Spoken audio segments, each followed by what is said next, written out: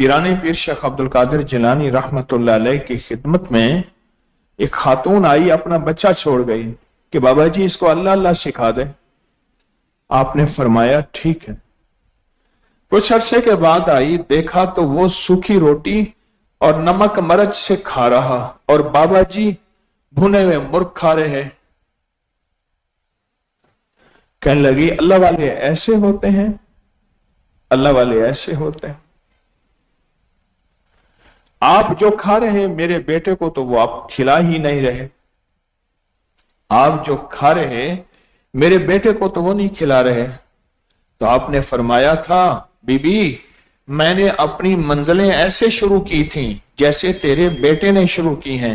مرشد اللہ کا نام دیتے تھے اور لذتیں چھین لیتے تھے، فرماتے تھے دو لذتیں جمع نہیں ہوتی۔ پھر ایک دفعہ میرے مرشد نے مجھے آزمانے کے لیے ایک طرف تربوز رکھ دیا اور ایک طرف تمہ رکھ دیا، کوڑ تمہ، ہنزل، کڑوا، بالکل کڑوا کڑوا، اور اس کی شکل ایسے بنا دی کہ وہ خربوزہ نظر آتا تھا، اور میں نے سب سے پہلے اسی کو کھایا، اور میرے اندر کڑواہٹ کی کیفیت، میرے مرشد میری آنکھیں چہرے کو دیکھ رہے تھے، کچھ محسوس نہ ہوئی، میں سارا کھا گیا۔ تو اس کے بعد پھر میں تربوز کھا گیا۔ تو انہوں نے پوچھا ان میں میٹھا کون تھا؟ تو میں نے کہا جو پہلے والا تھا اس کا ذائقہ اچھا تھا۔ کہا تجھے پتہ نہیں ہے کہ وہ بہت کڑوا تھا؟ تو وہ تو ہنزل تمہ، کوڑ تمہ وہ تھا۔ کہا نہیں مجھے خبر نہیں کہ وہ یہ تھا۔ تو فرمانے لگے بس آج کے بعد تو میرے ساتھ میرے دسترخوان پر بیٹھے گا، آج کے بعد تو میرے ساتھ میرے دسترخوان پہ بیٹھے گا، تجھے میں نے بہت عرصہ ترک لذات دی، ساری لذتیں، ساری نعمتیں، ساری چیزیں تجھ سے چھڑوا دیں۔ بعض اوقات اللہ پاک کا نظام ہوتا ہے، اللہ کسی بندے کو حادثے کی تقدیر میں کر دیتا ہے، پھر معالج کہتے ہیں کہ آپ کو بیڈ ریسٹ ہے، آپ کو ریسٹ کرنا ہے، اس حصے کو زیادہ حرکت نہیں دینی۔ اس میں بھی ایک بات سنا دوں، فرمایا کسی کو کوئی بیماری، حادثہ، تکلیف میں اگر اللہ نے بستر کے ساتھ لگا دیا ہے تو وہ سمجھ لے میرا اللہ کہتا ہے تجھے میں یکسوئی دے رہا ہوں، تجھے وقت دے رہا ہوں، تجھے فرصت دے رہا ہوں۔ اس یکسوئی اور وقت اور فرصت میں تو مجھے کتنا یاد کرتا ہے۔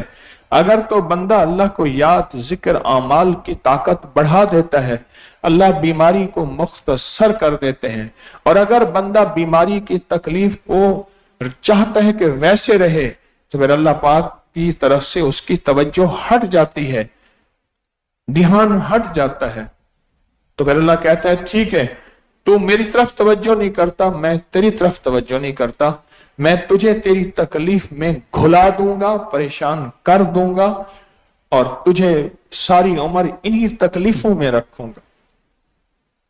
اللہ پاک کا نام زندگی میں کام آتا ہے، اللہ کا نام زندگی میں ہمیشہ ساتھ دیتا ہے، زندگی میں ساتھ دیتا ہے۔ مصیبتیں، تکلیفیں، حالات، سختیاں، تنگیاں، ناکامیاں، زمانے کی ٹھوکریں، یہ آتی ان لوگوں کے لیے ہیں جن کو اللہ اپنے قریب کرنا چاہتا ہے۔ اگر اللہ نے فرعون کو اپنے قریب کرنا ہوتا، لکھا ہے کہ وہ ازلی شقی اور بدبخت تھا، اس کی اتنی لمبی عمر آج تک نزلہ، زکام، بخار، چھینک بھی نہیں آئی تھی۔ اور ایک طرف موسیٰ علیہ السلام کی زندگی میں فقر، غربت، تنگ دستی تھی، ایک چوغا ہے اور ایک عصا ہے اور ایک لکڑی کا کٹورا پیالہ ہے، یہی ان کی زندگی ہے۔ اور ایک طرف فرعون کا نظام جسے میں آنکھوں سے دیکھ کے آیا ہوں، ہیبت ہوتی ہے کہ یہ بنا کیسے تھا، ہوا کیسے تھا، آج سینکڑوں نہیں ہزاروں سال گزر گئے، وہ فرعون کا نظام تھا۔ میں آنکھوں سے دیکھ کے ایک ایک جگہ آیا، ایک ایک کونے میں پہنچا ہوں، ایک ایک جگہ میں پہنچا ہوں، وہ نظام۔ اور ایک طرف موسیٰ علیہ السلام، یاد رکھیے گا اگر کسی سے اللہ نے دنیا مختصر کر دی ہے اور کسی کے ساتھ اللہ نے دنیا تھوڑی کر دی ہے या दुनिया में आजमाइश दर आजमाइश है, वो ये ना समझे कि मैं दुनिया का जलील तरीन इंसान हूं, वो ये समझे कि मेरी निस्बत मूसा अलैहिस्सलाम, ईसा अलैहिस्सलाम के साथ है, मेरी निस्बत फिरौन के साथ नहीं है।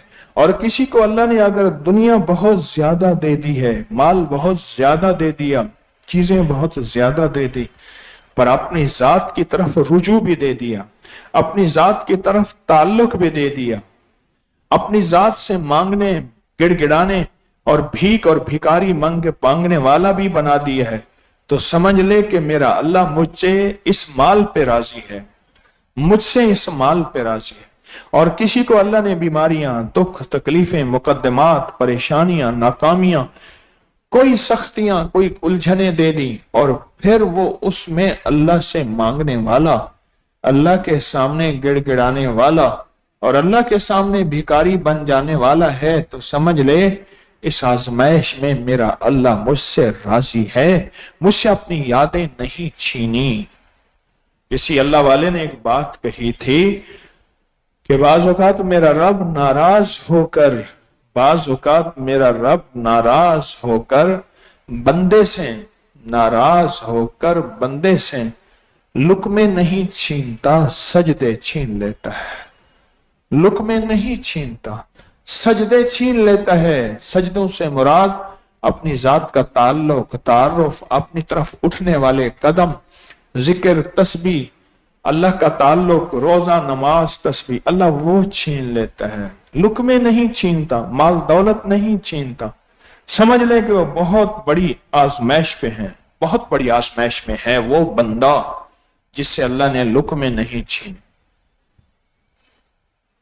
या कहारों के अमल को पानी के साथ निस्बत इसलिए है, पानी के साथ निस्बत इसलिए है कि मेरे अल्लाह ने फैसला किया है कि इसको निस्बत पानी के साथ है।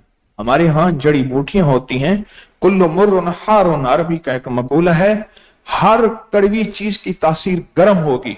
कुल्लु हलून बारिदुन, हर मीठी चीज ठंडी होगी या मोतदल होगी।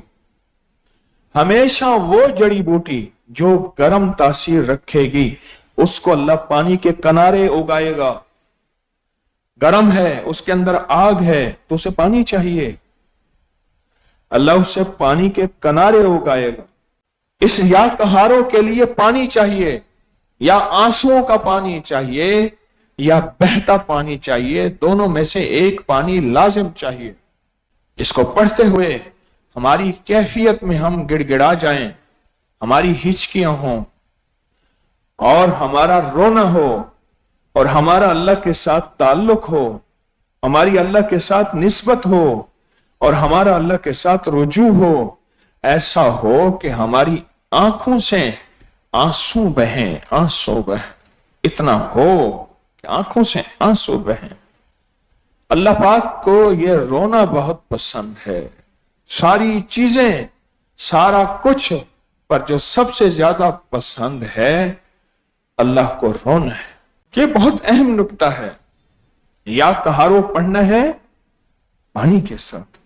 मैंने या कहारो पानी के साथ पढ़ा, मेरे आंसू बहे, या फिर मैंने या कहारों के लिए पानी में पांव डिबोए। लेकिन याद रखिएगा, जो आंसू के साथ पढ़ा जाता है उसकी ताकत और होती है। क़यामत का दिन होगा, बंदे के बारे में हुक्म होगा कि इस काबिल नहीं कि इसको जन्नत में भेजा जाए, मैं कि उसको जहन्नम में घसीट के ले जाया जाएगा। आगे पहाड़ आ जाएगा जो उसको रोकेगा और हर तरफ से पहाड़ होगा, फरिश्तों को आजिज कर देगा। मेरा रब बावजूद जानने के पूछेंगे क्या है, मैं अर्ज किया जाएगा या अल्लाह इसकी राहों में पहाड़। मैं कि एक दफा हमारे खौफ में ये रोया था और इसकी आंखों में आंसू नहीं आया था, इतना छोटा आंसू था कि इसकी पलकों में अटक गया था। बस वही आंसू इस वक्त पहाड़ बन के सामने आ गया है। कहता या अल्लाह, दुनिया में ये तेरे शौक या तेरे खौफ से रोया था, आज इस पे जहन्नम किया तो वो पहाड़ बन के सामने आ गया। कैसा शख्स होगा جو اللہ کی محبت میں اور اللہ کے تعلق میں اس کو رونا نصیب ہو جائے.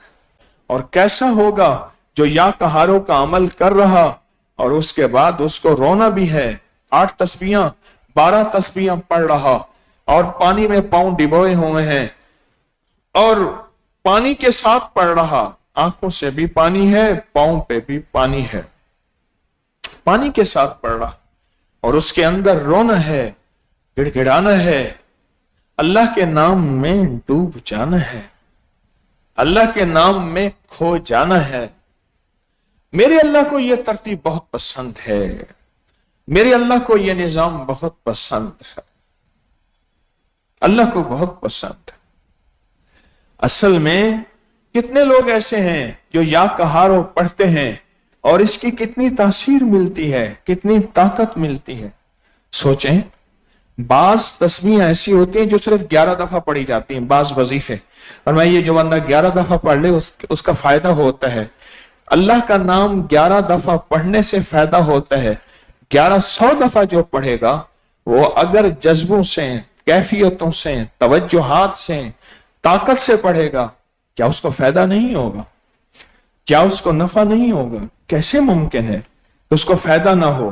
کیسے ممکن ہے اس کو نفع نہ ہو؟ اللہ کا نام نفع دیے بغیر نہیں رہتا.